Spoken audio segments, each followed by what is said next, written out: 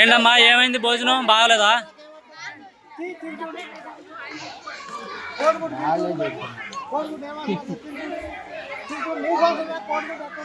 ఉడికిందా ఉడకలేదా చెప్పు,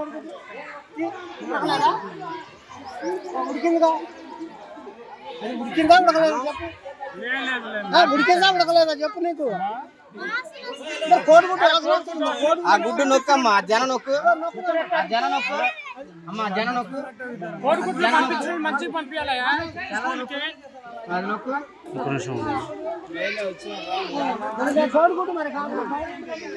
గవర్నమెంట్ పంపించినమ్మా,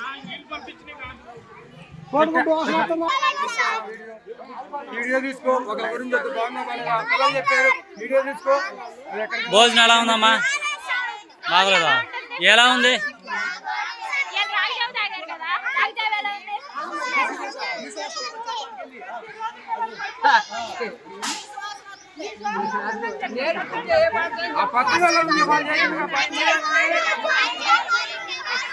ఇది ఎలా ఉంది? ఫుడ్ ఎలా ఉంది? ఏమైంది ఫుడ్కి? ఏమైంది?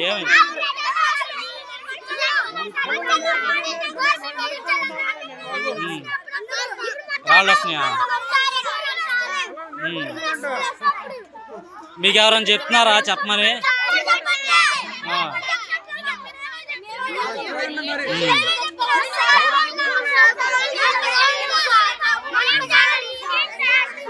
Slow slow slow.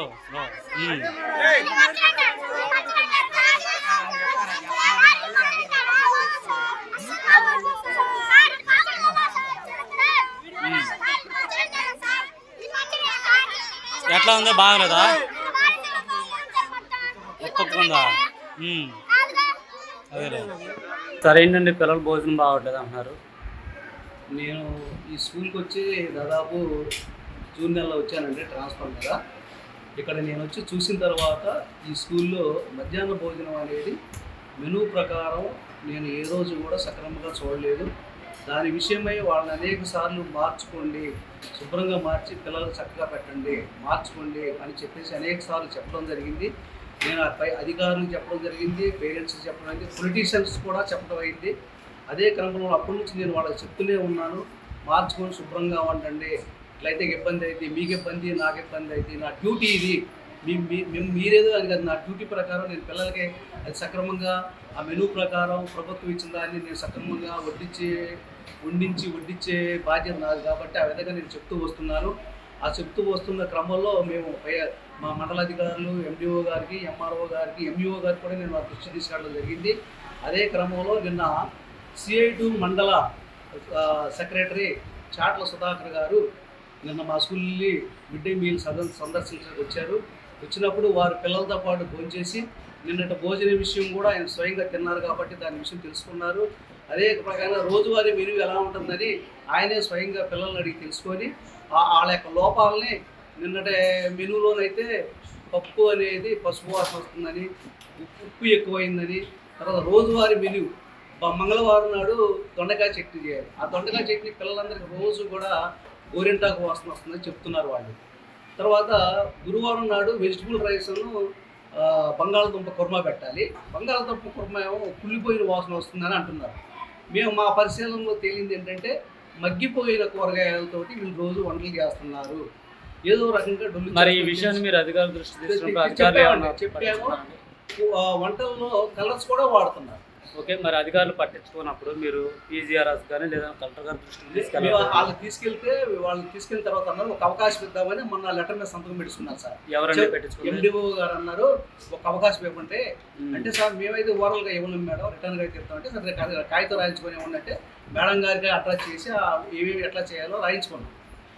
నిన్న CI2 సుధాకర్ గారు ఆయన పరిశీలించి పిల్లలు చెప్పిన దాన్ని వాళ్ళకి చెప్తున్నారు. మీకు మీ వంట విధానం ఎలా ఉందమ్మా, ఎలా ఉంది, మరి మార్చుకుని ఉండకపోతే ఇబ్బందులు పడతారని చెప్పే క్రమంలో వాళ్ళ భర్త వెంకటేశ్వరరావు గారు నా మీదకు హార్ష్గా దూసుకొని వచ్చి ఈయన కూడా వచ్చిన దగ్గర నుంచే ఇలాంటివన్నీ బయటపడుతున్నాయి, వీడంతా చూస్తాం, ఈ సంగతి తెలుస్తామని చెప్పడం ద్వారా నాకు రోజు MRPS నాయకులతో ఫోన్లు కూడా చేపించి బెదిరిస్తున్నారు.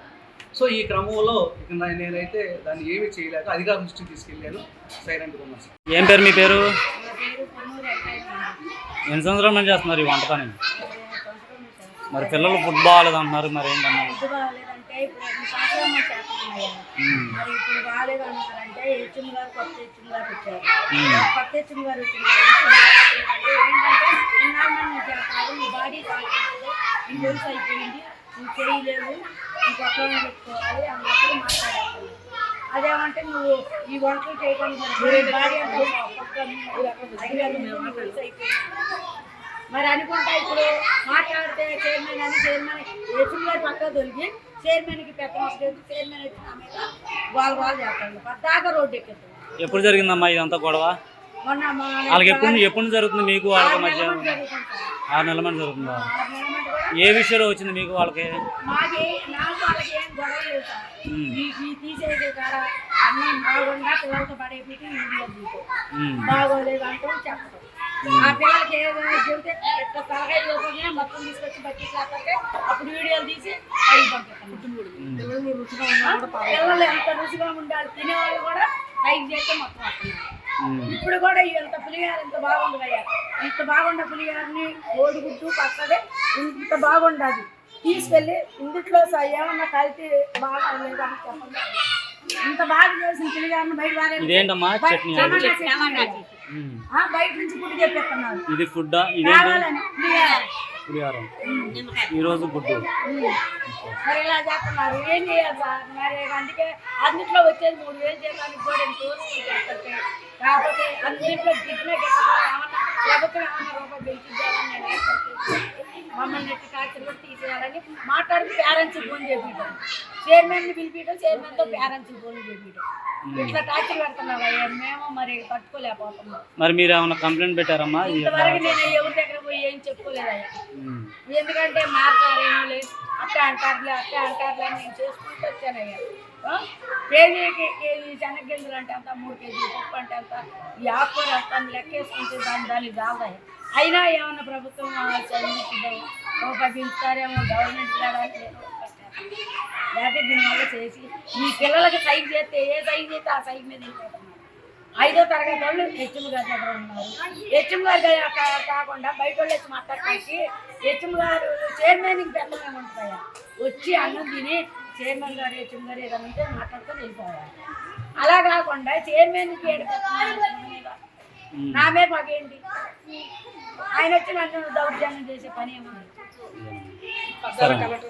మాట్లాడితే ఎమ్మెల్యే గారు కలెక్టర్ దగ్గర దేనికయ్యా?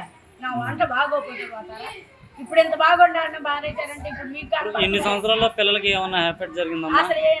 మీరు చెప్పండి, ఏమన్నా జరిగిందా మీకు? ఏమన్నా ఎప్పుడన్నా మీకు ఏమన్నా జరిగిందా? ఫుడ్ విషయంలో కడుపు నొప్పి రాని ఏమన్నా జరిగిందా? ఎప్పుడు జరిగింది? ఆగమ్మా నిమిషం.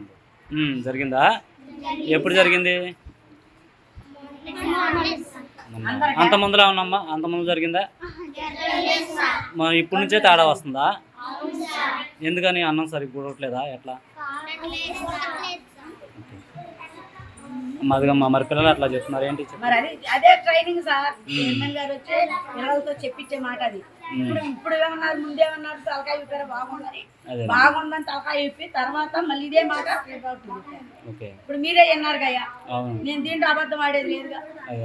అది ఇంకా నేనేం చేశాను అయ్యా? సరే నేనే తప్పుకోవడం ఏదో ఒకటి చేయడం ఏదన్నా కానివ్వండి అయ్యా. మరి వాళ్ళు ఏం చేయాలనుకుంటే అది చేయండి, నేనేం చేయలేను.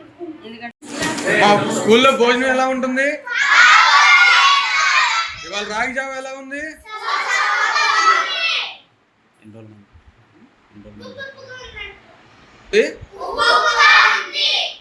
ఎన్రోల్మెంట్ జరుగుతుంది ఎట్లా మీకు?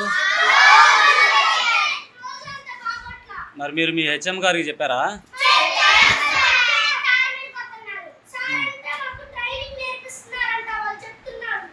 మీకు ట్రైనింగ్ నేర్పిస్తున్నారంట. మరి మీ చైర్మన్ గారికి చెప్పారా?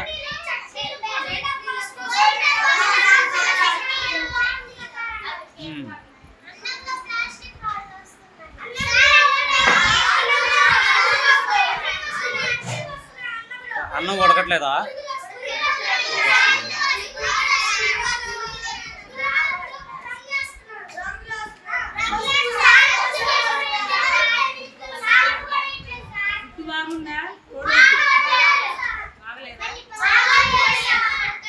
అన్నం మంచిగా ఉడుకుతుందా? కర్రీస్ ఉడుకున్నాయా? బాగున్నాయా?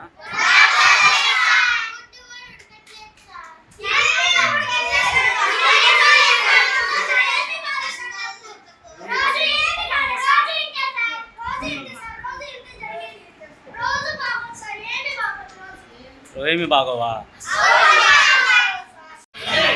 విరోచనాలు కడుపులు చెప్పి దెబ్బలు ఆడుతున్నారు. ఇక్కడికి వస్తే ఆవిడేమో మీదకి వచ్చి దెబ్బలు ఆడుతుంది. ఇట్లా అలా చేద్దామని ఎన్రోల్మెంట్ అమ్మా ఫుడ్ బాగాలేదని చెప్పారు పిల్లలు. వారి నుంచి అంతమందిలో బాగుందా? పిల్లలు చెప్పి చెప్పలేదు మాకు వచ్చి మీరు అధికారులకు ఎవరికైనా కంప్లైంట్ పెట్టారా? మరి ఏమన్నారు? ఎవరేం పట్టించుకుంటలేదు. అధికారులకి తెలియజేసామండి. ఎంఈఓ బాలు గారికి చెప్పాము. ఎంఈఓ బాలు గారు చెప్పినా కూడా రెస్పాండ్ అవ్వట్లా. ఎంఆర్ఓ గారికి చెప్పాము. ఎంఆర్ఓ గారు వచ్చేసి 2-3 సార్లు వచ్చారు, చెక్ చేసుకున్నారు. చెక్ చేసినా సరే ఇమీడియట్ గా మార్చండి అన్నారు. ఈ లోపల మళ్ళీ తర్వాత ఎంఈఓ గారు ఎండి మేడం గారు వచ్చారు, తర్వాత ఎంఆర్ఓ గారు వచ్చారు, తర్వాత తెలుగుదేశం నాయకులు వాళ్ళందరికీ చాలా మంది వచ్చారు, చెక్ చేశారు. ఆ రోజు ఎండిఓ మేడం గారు వచ్చేసి చెక్ చేసి ఫుట్బాల్ అనేది మార్చుకోమని చెప్పారు. మార్చుకోమని చెప్పినా సరే మార్చుకోవట్లేదు. నిన్న జరిగింది చెప్పండి నా మీద. నిన్నేమో సిఐటి సుధాకర్ గారు వచ్చారు, ఎంక్వైరీ చేశారన్న. సిఐటి సుధాకర్ గారు వచ్చారు, ఎంక్వైరీ చేసుకున్నారు. ఎంక్వైరీ చేసి పిల్లలతో పాటు ఫుడ్ తిన్నారు. బాగలేదమ్మా కొద్దిగా మార్చుకోమని చెప్పారు. ఆమెకి మార్చుకోమని చెప్తే వాళ్ళ హస్బెండ్ గారు డ్రింక్ చేసి వచ్చి హెడ్ మాస్టర్ గారు మనకి తిరగబట్టడం, కూతురు తిట్టడం అలా జరిగిందండి. మరి ఇది ఎంత జరుగుతున్నా కానీ మీరు అధికారులు కంప్లైంట్ ఇచ్చారు, పట్టించుకోలేదు. మీరు జిల్లా కలెక్టర్ గారు కంప్లైంట్ పెట్టొచ్చు కదా. అప్పుడు జిల్లా కలెక్టర్ గారు కంప్లైంట్ పెట్టడానికి ఆలోచించామండి. లేదంటే మొన్నే పెట్టేవాళ్ళం. మేము మొన్న జనవరి 26వ తారీఖు కలెక్టర్ గారి దగ్గరికి వెళ్దామని ఆలోచించుకున్నాం.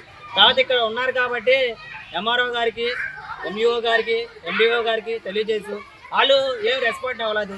అందుకని దీని ద్వారా మీ మీడియా మిత్రుల ద్వారా తెలిసేది ఏంటంటే కలెక్టర్ గారి దగ్గరికి చేరేదాకా మేము కోరుతున్నాం.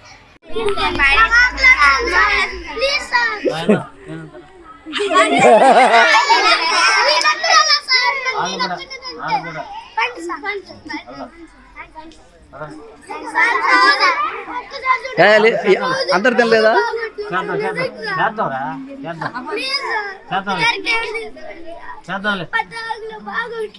సరే